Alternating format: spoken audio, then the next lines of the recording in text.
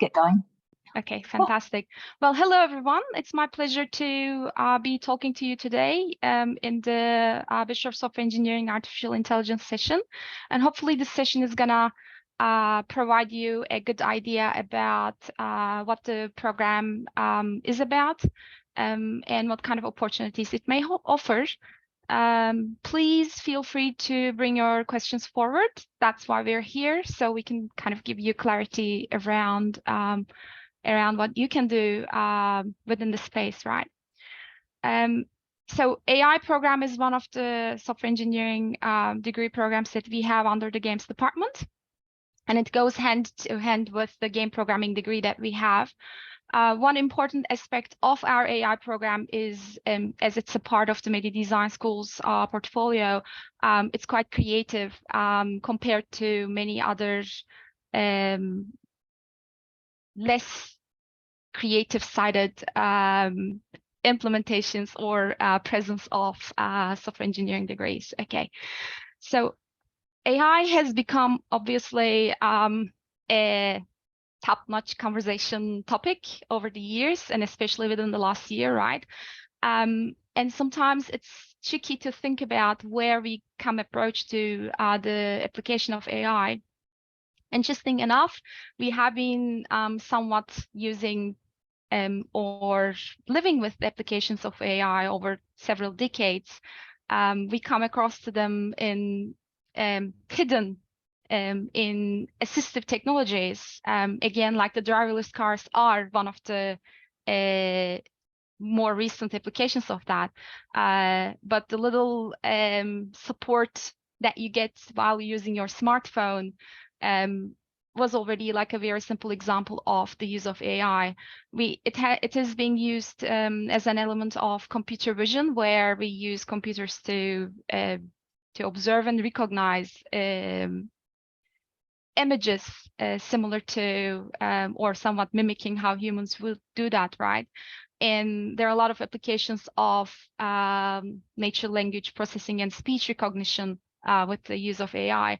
And we have been seeing them in the forms of digital people these days, and more with the ChatGPT applications, obviously, where you can converse to the computer similar to what you would see in movies, right? So it's quite obvious that it's becoming more in the spotlight, and I think that's one of the reasons why people develop further interest into AI. When it comes to studying Bachelor of Software Engineering specialized in artificial intelligence in Media Design School, we do have a 3-year degree designed with a foundational course structure that's supported with a lot of creative components that we have along the way. So you may think that it's a bit too early to look at the curriculum right now, but I think it kind of gives a good idea how we stand out and how this program perhaps is very different than the other programs that you have seen around. So in year 1, we obviously have the foundational layer where we ensure that all the software engineering practices that we're building on top has a good foundation to stand on. And the first semester components are mostly shared with the game programming degree, with obviously a caveat of elective, which is offered from existing degrees within the Media Design School's portfolio. The students who are taking AI program are able to choose different kinds of courses, components that are available in that particular semester to cultivate their learning towards the direction that they want to go. Those include game programming components, game art components, and there are also a few components from Bachelor of Art and Design, and we are in process of integrating like another component from Bachelor of Media Design as well as an elective choice, right? Which are again available as per their availability in the semester.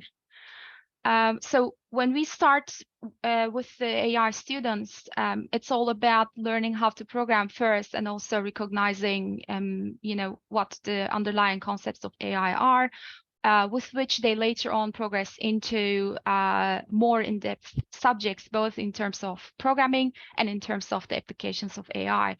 So starting the journey from the very basics of programming and the concepts of AI, students are able to develop their skills, learn the ropes further, and then go into further learning data science, networking, database system, and really important concepts that would allow them to develop smarter and smarter applications with classification and regression, with machine learning, and with natural language processing and deep learning later on. And as you can see, we have kind of different colors across the board, right? So humor-centered design is one of the key standing points in terms of bringing AI closer to human condition. And we also have components that are purely about workplace experience, such as advanced technology work integrated learning component, where students either work as an intern or work on a live brief, so that they gain necessary experience as a workforce person before they step out into the wild working in the industry.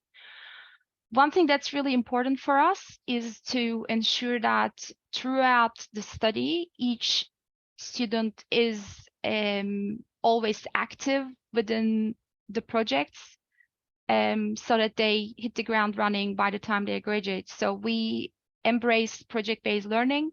Every single component has built-in projects where the coursework is progressing hand-to-hand with the projects that we're doing. And that means by the end of their time at Media Design School studying Bachelor of Software Engineering, Artificial Intelligence, students accumulate several projects that they developed, and that becomes their portfolio when they go out, start applying jobs. And I'd like to kind of share a few of those projects with you. So when it comes to understanding how to get computers behave more like humans in terms of how they process material, computer vision is an important aspect. And here you're seeing a student project where during the COVID time, they worked on mask detection, so that we can use computers to help us understand whether someone is wearing a mask or not, and create an alert if they're not, or do other things depending on the presence or not presence of a mask. Spatial mapping and navigation is one of the important problems of AI that's still being used on, and that's quite integral to the activities of robots. Here on the left, you're seeing the Boston robot that's developed, not the robot itself, but the software itself is developed by an Oakland-based company. And these robots are used for rescue operations. They're used for open field operations, especially when it's harder for people to go deal with the terrain, with the environment. Perhaps it's dangerous, or perhaps it's hard to reach, where these robots become quite handy. And on the right, you're seeing one of the very first projects students are doing, which is essentially a basic implementation of pathfinding, where students start learning about the basics of spatial navigation. And I think it's fascinating to see how a basic implementation with further development, obviously, turns into a very useful tool that's essentially used in the industry.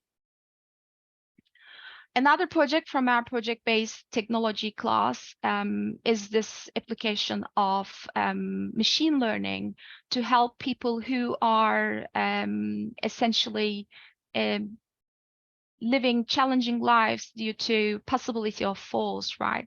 So this particular software was again developed by one of our students who's now about to graduate at the end of the semester, where if a user has fallen, they are detected as having fallen, and then the necessary parties would be informed about that. So this requires training the machine learning model to detect positions so that they really know when a person is reclining, when they're sitting, or when they have fallen. Another example from another project-based technology class is this one, where the wearer of this device is essentially monitored with their heart rate for a prediction of possible medical issues due to their condition. And this is again based on a machine learning algorithm, where the algorithm is trained in terms of existing heart rates and existing diseases, so that this potential estimation can be done with the help of the device.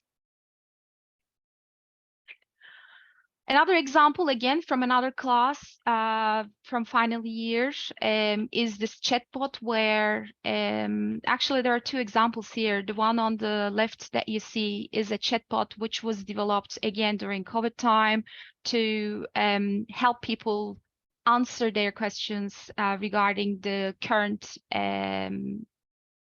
situation of COVID.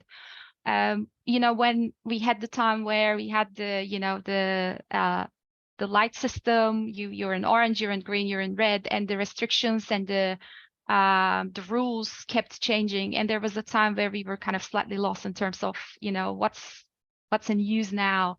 And Covey was developed with that idea where the user can ask them, what's the current regulations in the place where they're living, and then and this chatbot would respond to them with the correct information sourced from the reliable sources, right? And the one that you see on the right is also further developed as a part of a research project by the student and a faculty mentor together, which was aiming to make first aid training available via an augmented reality interface. So this started as a chatbot in class, but then with its potential, it was seen to have an opportunity to be developed further in collaboration with Red Cross as well. So the opportunities are essentially endless when there is interest and when there is will.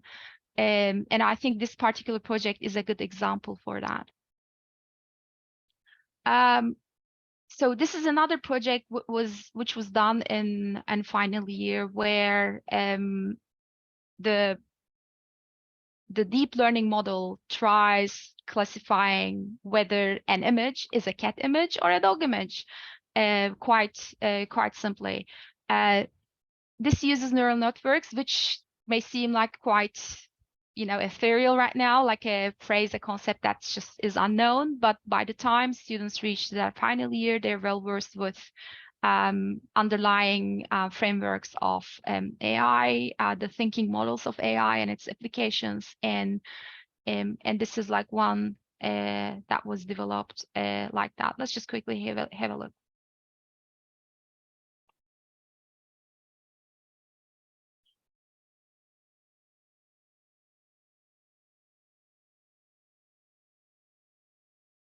So based on the images that are fed to the system, it can actually detect whether that's a cat or a dog.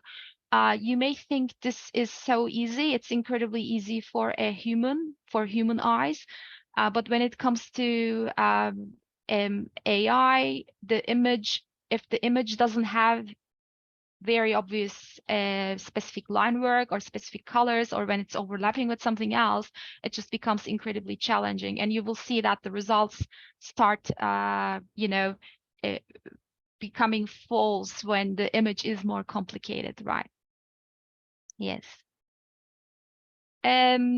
Vehicle detection is another one that's like a problem that's in process of solving within AI. And there is also an example here where the vehicles are here recognized with their type, and based on not only image, this time based on video. And the whole idea here is essentially realizing more automated systems that's with the help of an AI application that actually can replace someone who has to go over and look through these images, these videos. So this is fantastic for security purposes. This is fantastic for park placement. This is fantastic for tracking, and it's actually quite uncanny how it can easily become unethical as well in that sense. Another example where in the live video, the positions and the types of the vehicles are recognized. And you may notice how AI may actually kind of provide false information as well. By the time they're crossing under the bridge, it starts thinking that it's an airplane, for example, just because it looks like wings. And that's how challenging the implementation or the recognition may become. Another example from another student, where in a moving image, the car can be recognized throughout. And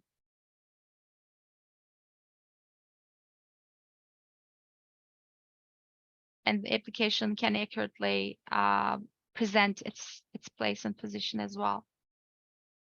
Here's another example.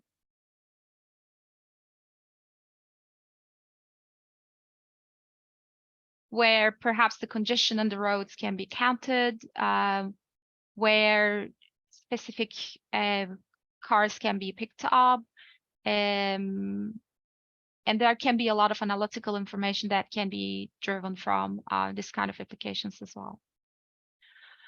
So this is another example, which is applying a similar approach, a similar computer vision technique into health space. This is a fitness application where the user is assisted by this software for correct posture, for correct behaviors while they're exercising. And this is done by looking at a combination of pose and orientation of a given person, given object, where people can be supported in terms of exercising correctly with a correct set of moves. Here's another one. This one actually kind of aims to identify challenges around the hip area. That's why it's particularly looking at the hip angle.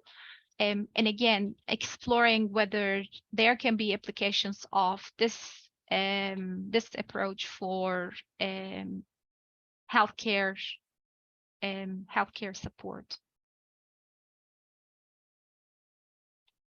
Another one now with the weights.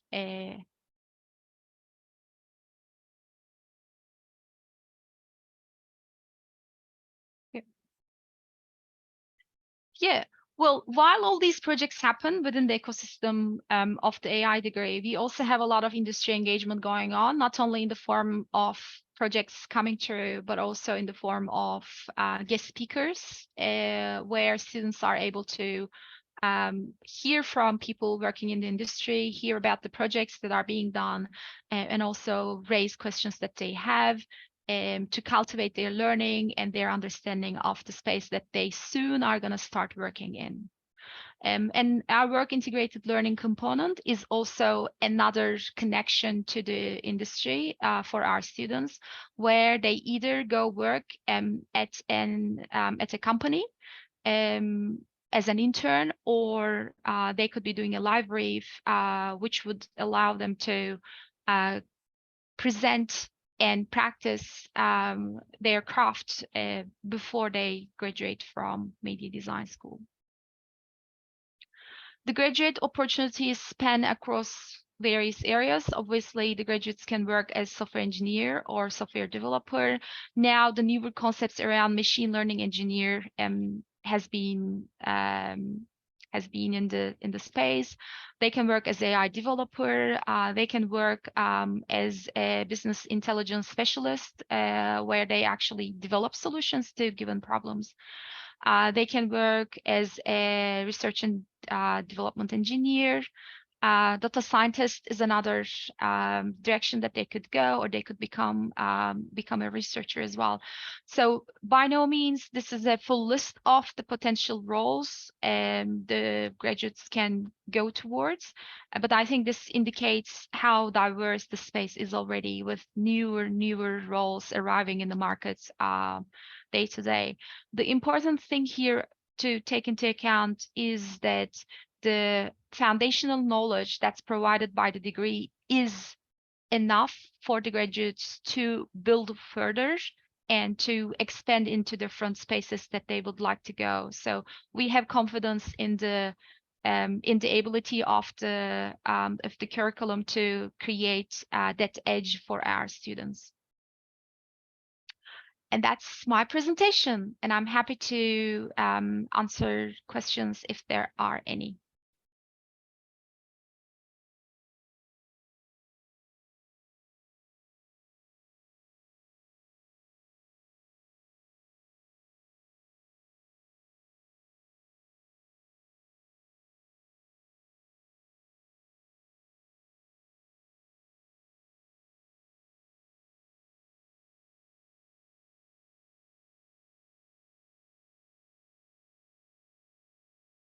Any questions?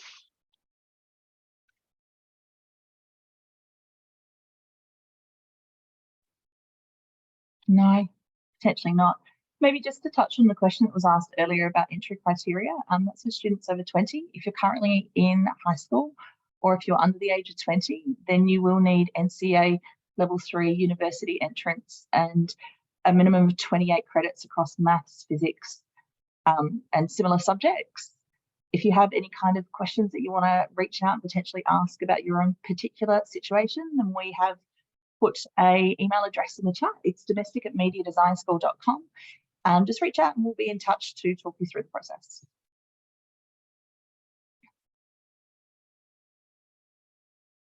Maybe I can speak to like some questions that I received in earlier open days. For example, in one of the previous open days, we got a question about virtual reality, augmented reality, whether that kind of technical implementations are possible for students, whether they will learn about these things, whether there is space for them to practice with these things. So I think one strong hand we have is that the AI program is together with game programming program, and that means we have quite extensive amount of peripherals. We work with Raspberry Pis, we work with virtual reality headsets, we work with augmented reality. So technology itself, playing with technology itself is available within the scope of the components, and also if the students are interested, within the scope of summer scholarships or summer research projects as well. So anything that's techie and that's edgy, we make sure that we put our hands on it, and that we create space for the students to explore as well. Another question that is commonly asked is about electives. Electives create choices for our students. That's why we have that in our curriculum. Obviously, that choice is restricted with the availability of the components, right? Not that all components are available all the time. but whatever is available in that particular semester, students are welcome to explore that particular component in the very first week, and then decide whether they like to take that component for their elective or not. And by the second week of the semester, we kind of confirm that, and then from that moment on, the student carries on with that particular component as their elective. And in total, there are 3 electives, one for each year, and they are announced in terms of their availability at the beginning of each semester.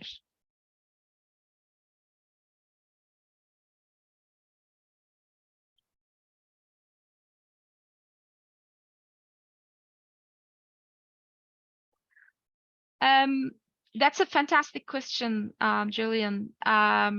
So we certainly, as you can see, I had a lot of examples for computer vision regarding cars and, you know, recognizing vehicles. Computer vision is one area that's actually quite heavily practiced, and obviously self-driving cars, anything around that is just rising and rising as well, right? We currently, as a school, do not have any connections with automotive industry, but connections come in many forms. Here's what I mean. My partner is an aeronautical engineer, and he worked in designing cars for several years before he started designing interiors for airplanes. Here's why I'm saying that. So sometimes the demand helps us initiate those connections. So if one of our students has that interest, we would absolutely try establishing those connections so that we can help out. Now, our attempt of establishing those connections, would it find responses from the industry? That's a different matter, right? But we do our best in order to create those connections as we get students on board, because you know how they say the world is your oyster. Automotive industry is one, games industry is another. We have healthcare industry, and it it kind of grows like that. I hope that answers your question.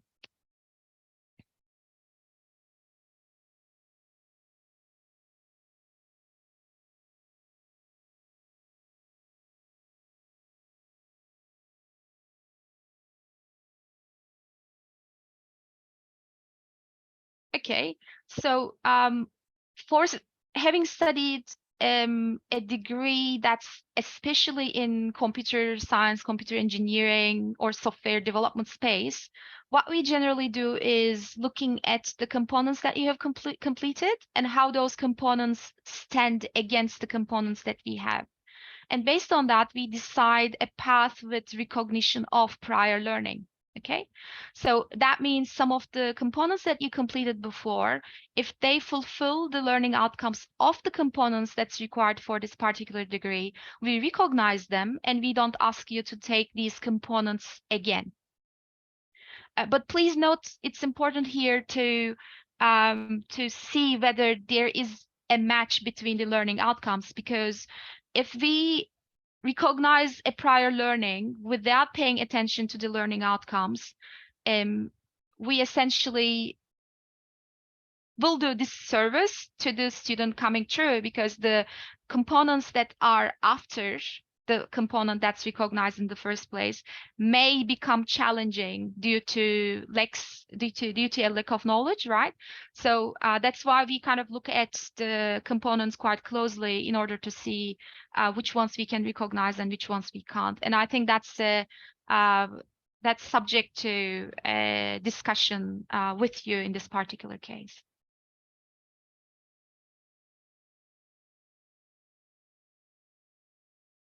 No problem. My pleasure.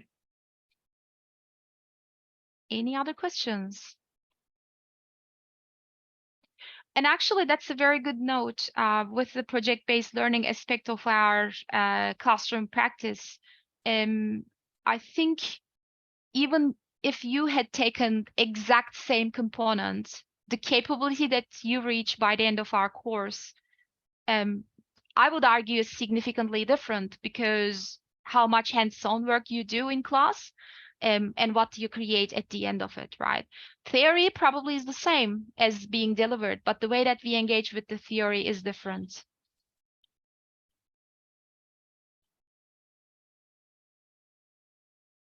Any other questions?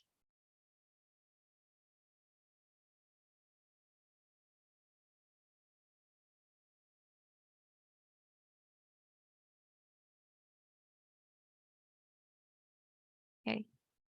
Is there anything that comes to your mind, Sophie, that maybe I should touch upon? That's if anyone wants to talk about their individual situation when it comes to entry criteria or anything like that, just once again, please reach out. But no, that was great. Thank you very much for your time, TC, this afternoon, No problem and at all. and everyone else for attending. And hope you've had a very informative session. Thanks, guys. Have a good afternoon. Bye, everyone.